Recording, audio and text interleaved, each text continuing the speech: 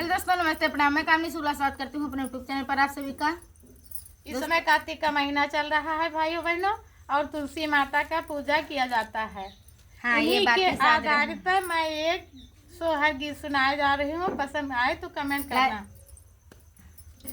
आंगन तुलसी गई बै तुलसी देना, दरबै तुलसी देना, बरबई हो राम तेहि तरह, राम तेहि तरह। यही भगवान मगन कुछु मंगबै, मगन कुछु मंगबै हो राम तेहि तरह, राम तेहि तरह। यही भगवान मगन कुछु मंगबै, मगन कुछु मंगबै हो। सोनवा तो मंगबैया गिनिया रुपया दहुया रुपया दहुया हो राम पुतवा तो, राम पुतवा तो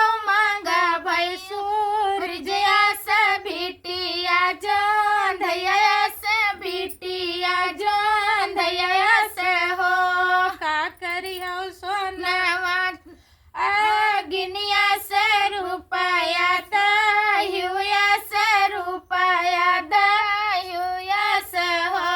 बहिनी का करियो, हाँ बहिनी का करियो पुतवा सूरजया से बिटिया जान धैया से बिटिया जान धैया से हो। सोनवा तो मंगबै धरम कन्या रुपया खर्च कहिया, रुपया खर्च कहिया हो राम पुतवा तो मंगबै सुअरथ धेरिया धरम कहिया, धेरिया धरम कहिया हो राम पुतवा तो मंगबै सुअरथ धेरिया धरम कहिया, धेरिया धरम कहिया हो। बोले तुलसी महारानी की जय।